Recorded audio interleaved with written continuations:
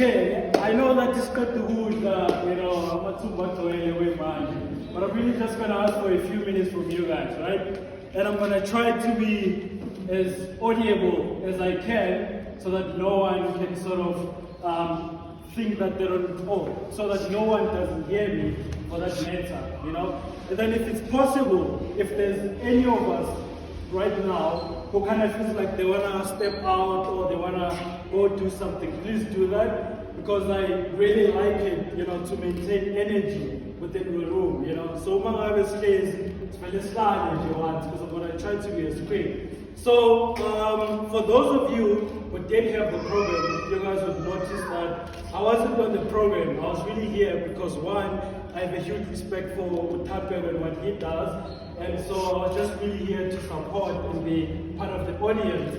So I'm stating this because I don't really have a specific topic that I would like to share with you guys, which leaves me with one choice. That means I have to speak from the heart. I don't have anything else to say besides that. So firstly, I would obviously like to thank the organizers, the MC, and everybody who's, I think, thought I am befitting of this privilege to really stand before you guys. The last time I was here, it was back in 2018. We had the seminar by A5, where we normally host the event. And then 2019, I wasn't there. 2020, obviously, due to the pandemic. Then fortunately, we managed today, we are able to have this event again. So I think that in itself, if you guys don't mind, we could just really clap hands and be grateful that we actually survived and we're actually here.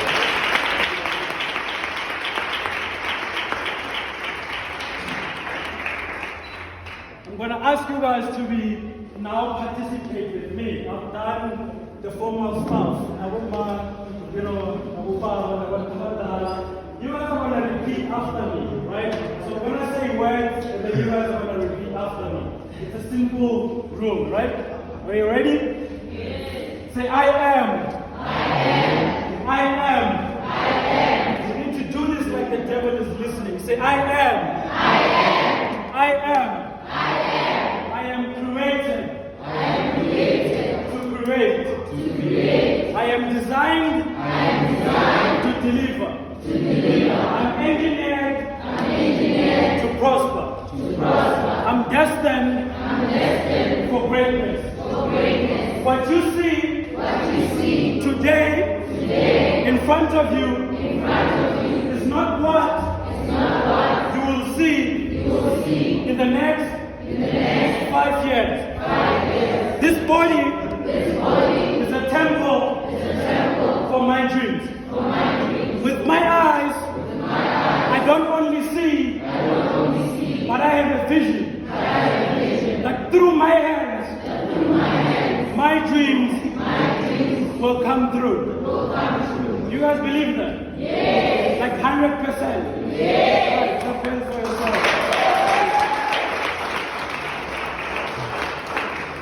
So now I only have a few minutes, like really few minutes, maybe for like 10 minutes. And is the mic on? Is it still on?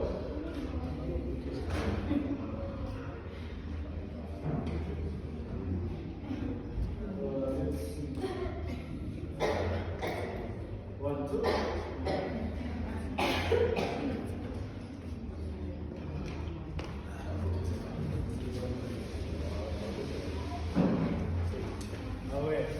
Alright, so I think the mic is on. You guys hear the mic?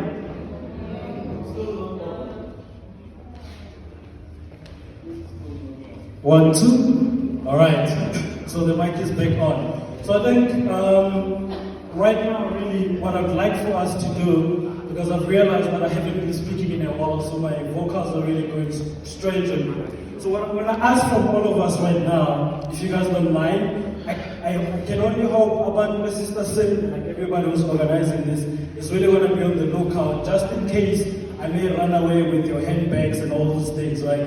But I'm going to ask you guys to close your eyes right now, in this moment, just for a few minutes. Let's all close our eyes. If I do steal something, make sure to come a photograph and they'll spread my pictures everywhere. Okay. Is everybody closing their eyes? Alright, with our eyes closed. So I'm gonna ask though, like everybody in the room, that if we are making any movement, can we please be silent so that we can have this process done in a very proper way. So right now, I want you to forget that you are hearing this voice for the first time.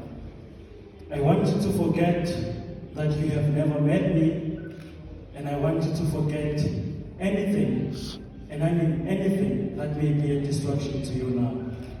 This is, I believe, a moment and a time and a privilege that has brought you and I together in this room. I do not have the power to speak over your life, but I do have the power to share with you something that I believe could really see you guys move out of this place to become better people. It is also my belief that we close our eyes when we pray, we close our eyes when we die, we close our eyes when we cry, and also we close our eyes when, I guess, we are in love or kissing someone for that matter. But the power of closing our eyes is so that we may not see physically the things that hurt us and the things that stand in the way of our dreams and who we are. We close our eyes so that we may be able to see things that on a normal daily basis we would never see them. We close our eyes so that any destruction and any pain that we have felt in our life may no longer stand in our way. It is also my utmost belief that right now I'm speaking to someone who is fighting for their lives, for their dreams. That all of us here in this room, we all have battles that we are fighting for. We all woke up this morning and decided we're going to be here today. And the question really is, why are we here? What are we really doing here? And I hope that the next few minutes are going to help us get to that answer. All of us right now, we have all faced and went through things that no one will ever understand. That we have all experienced pain, and we have all been through days where we did not even know what the next day is going to look like. Those days when you could not sleep, those days when you had to cry, those days where the only thing you could do was maybe to watch series the whole night. But it was also in those moments that all of us really get to ask yourself, what is the most important thing in my life? What is it that I want to achieve? And it was through those times when maybe we lost our friends, we lost the people that we love, and maybe even worse, we experienced things in our lives that we never thought we could experience. And I want us to look back in those moments, not out of fear, but look at those moments in terms of what we can choose to give it meaning. That it is through our own power, and I mean our own power, that we have the power to change the narratives of our lives. All of us here are brought by one thing, and that is a story. It's a story about who we are, a story about where we are going, and a story about who we can be. It is through these stories every day that we wake up. Some people tell themselves this story. They wake up and decide, I am worthless, I am not loved, I come from a poor family, I'm coming from a poor township, nobody loves me, and I don't think I'm ever going to be successful. Who cares about me anyway? To whom do I matter? What is my value? I don't even know, I don't even have dreams, I don't have any of those things. And so that becomes the nature of our life. That everything that happens at school, we don't do well. At work, we don't do well. We lose friends, we get betrayed, and so the narrative continues. And we believe it, because this is what I'm telling myself. But I'm here to present a different narrative.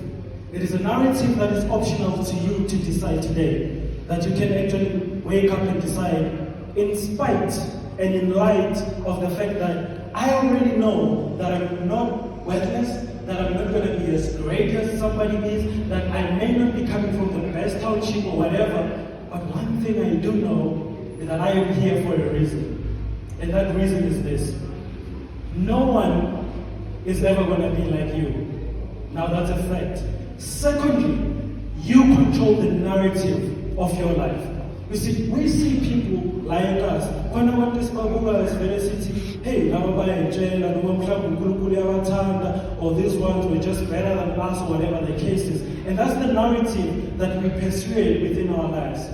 But I'm saying we can all change that story by doing the following.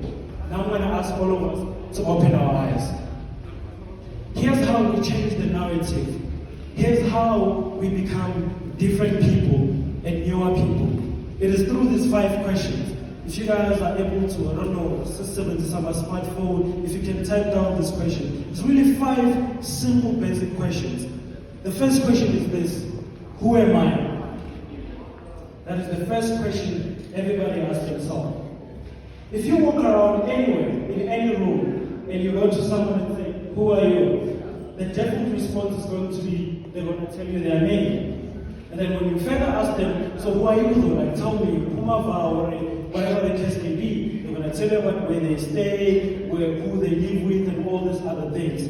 All in an attempt to answer this pivotal question, the dramatic question of life really, which is, who am I? Now, I'm going to refer to the Bible, not to impose on anyone's belief, but that's the only book that I know to be at least true according to my own convictions. And so Moses was sent out by God. And so God says, look, I need you to go and save those kids, take them out of Egypt and really deliver them to Canaan, the land that I promised them. That's what Canaan stands for, at least in English.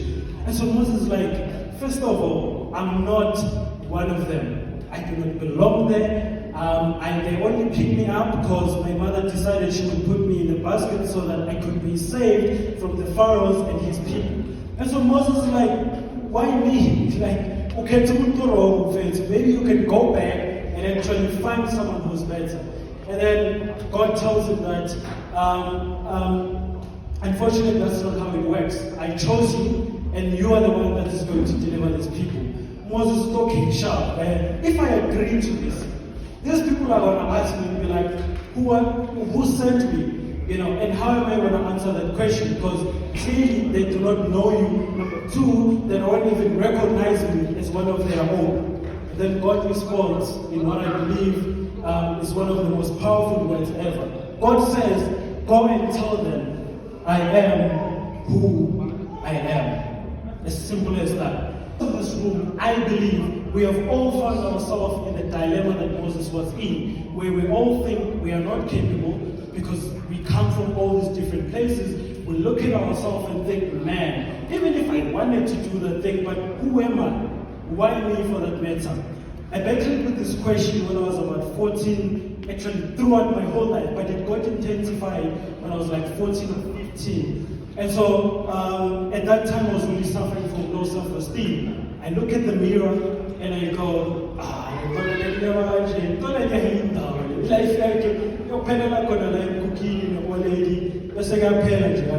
that's what I believed, and that's what I told myself. And I was like, that's it, that's all I can ever be. And then 4 years later, at the very community hall that Tapela hosts this event, I launched my Facebook, that some of you may know. Fortunately, I don't even have my books with me.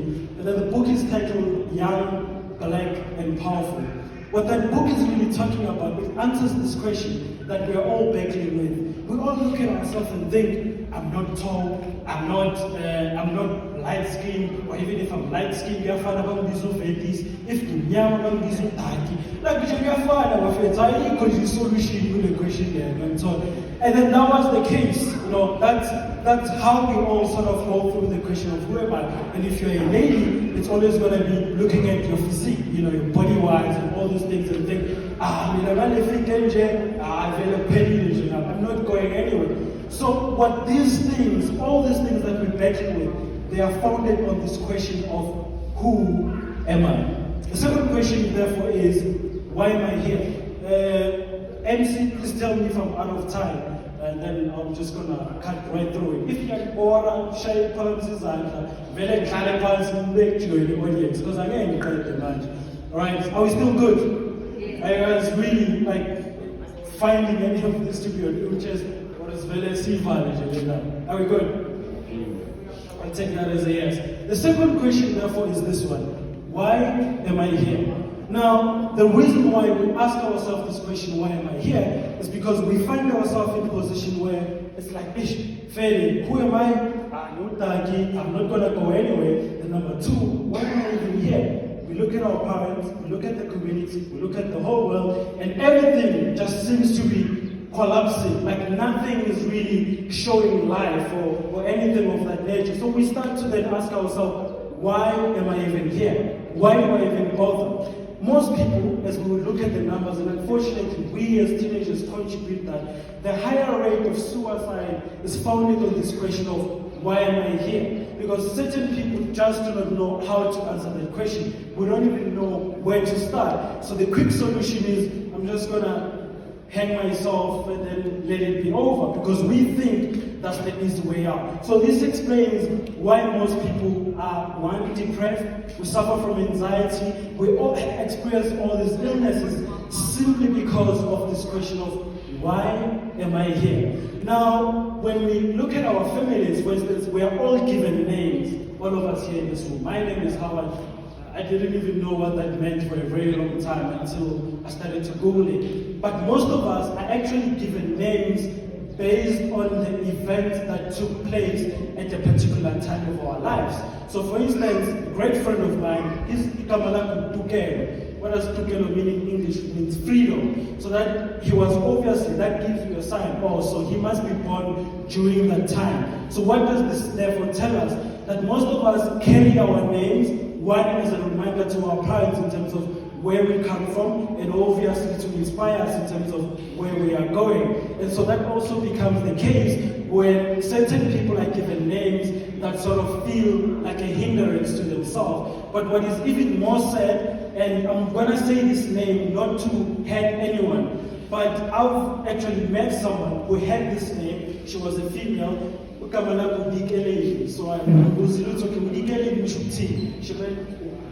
she meant, it means tears in English.